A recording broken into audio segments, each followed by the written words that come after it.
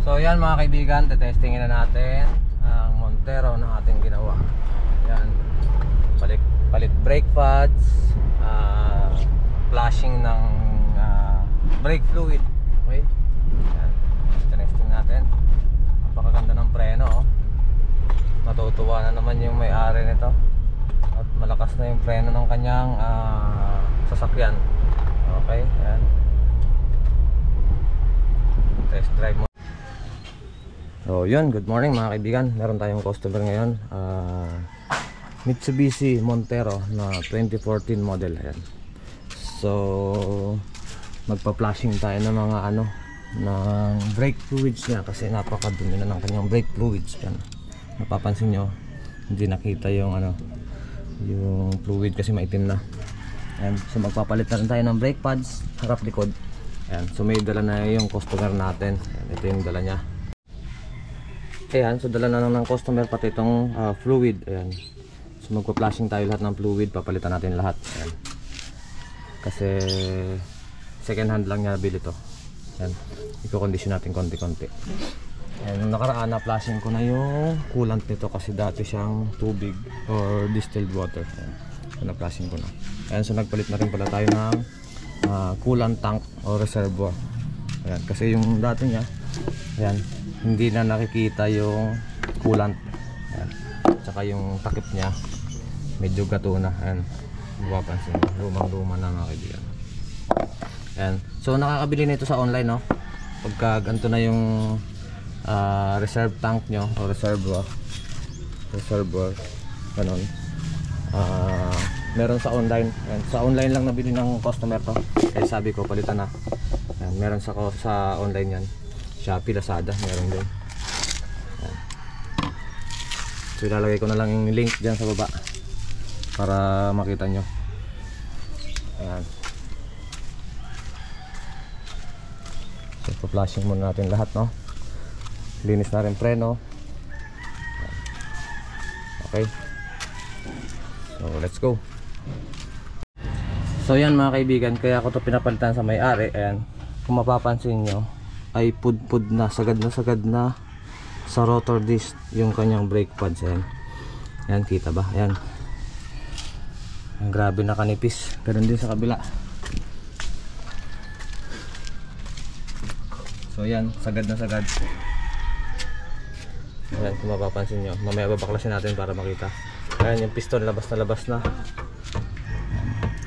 Mas pudpud to kaysa sa harap kasi napansin, na-check ko na to nung nag-drain ako ng coolant. Ayan, chinek ko na tong brake pads niya. Ayan, napakanipis na mga kaibigan. Ayan, so papalitan natin. Ayan, may putol din siyang stud. Okay, so yan mga kaibigan, ayan, nabaklas na natin yung brake pads. Ayan, kung mapapansin nyo, bakal sa bakal na siya. Buti hindi tinamaan yung rotor disc natin.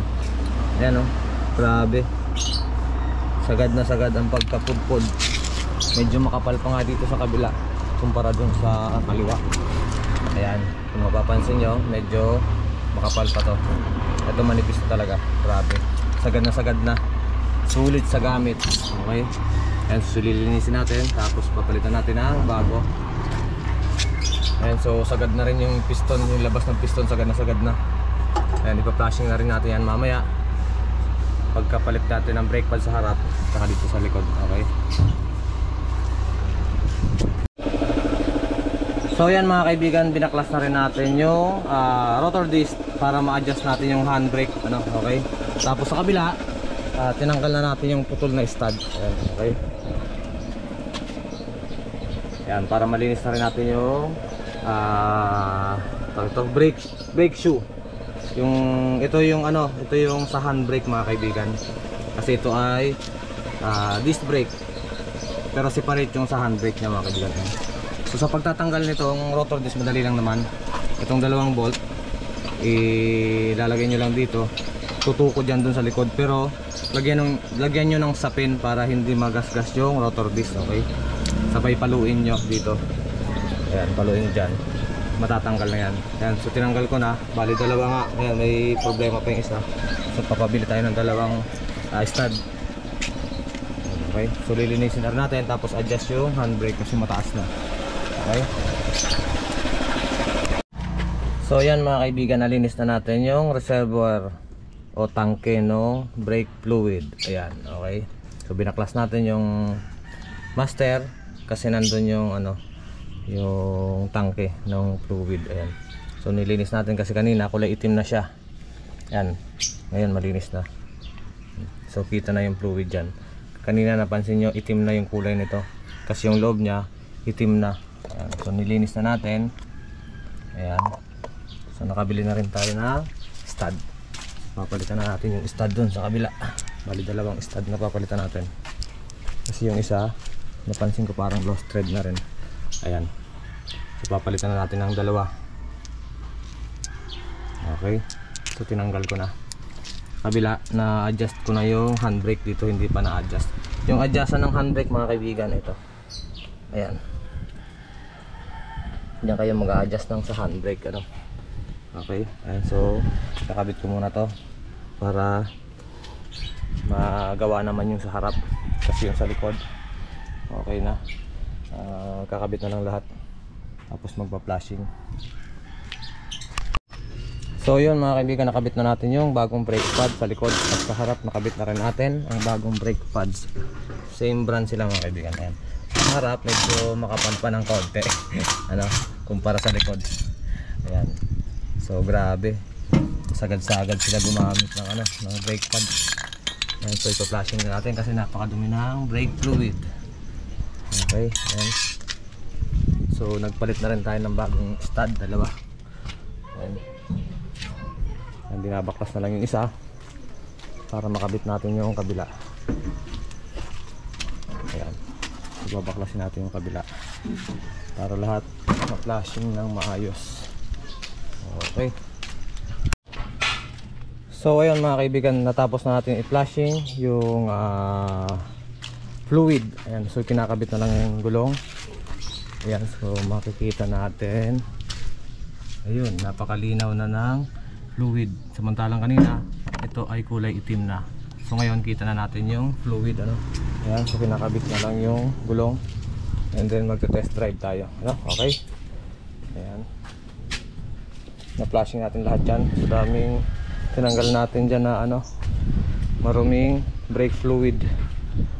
Okay. Ayan, so test drive lang natin yan. So yun mga kaibigan, ayan. So natapos na natin. Pinabit na lahat ng gulong. Ayan, test drive na lang natin.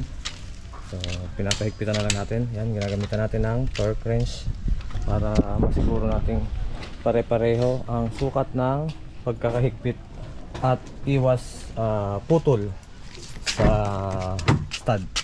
Okay. So ngayon, test drive na natin.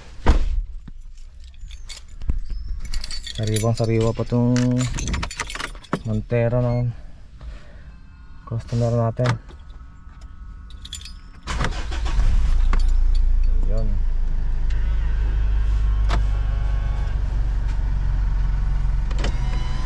Okay na. Ayan, so testingin muna natin kung goods na ba.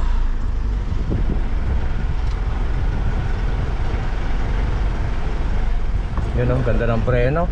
Oh, konting apak mo lang oh. Goods.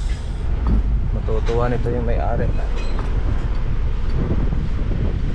Okay, test drive tayo.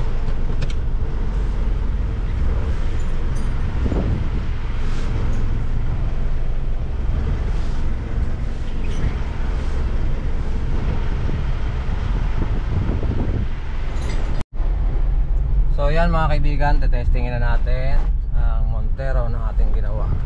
Yan, palit brake pads, flashing ng brake fluid. Okay, yan, testing natin. Napakaganda ng preno oh. Matutuwa na naman yung may-ari nito. At malakas na yung preno ng kanyang sasakyan. Okay, yan. Test drive muna tayo bago natin i-release ang unit para sigurado tayong walang back job. Okay.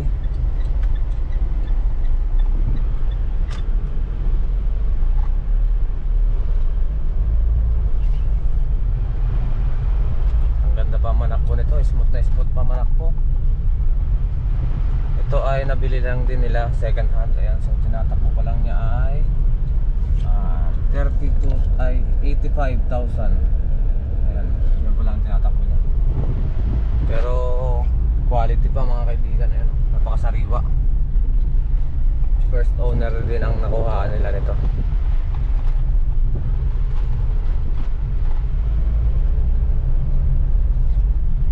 Okay pa, wala pang mga kalampag mga kaibigan. Lakas ang preno. Ayun, oh. Wala pang mga kalampag.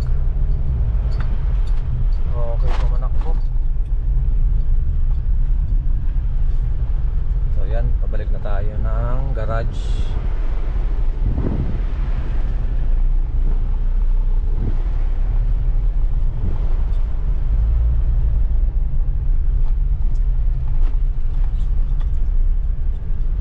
Pasensya na kayo mga kaibigan at ngayon lang ulit tayo nakapag-vlog gawa ng nadisgrasya tayo sa ating paggagawa, no? Nalaglagan yung kamay natin ng transmission. Ayan, kaya medyo matagal-tagal tayo hindi nakagawa. Pero ngayon pakonti-konti na rin gawa nung medyo magaling na yung ating sugat. Okay, maganda pa.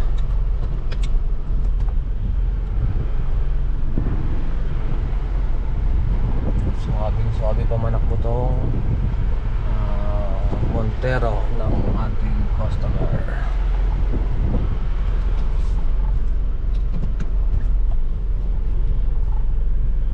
Ayan, tatabi lang natin dito para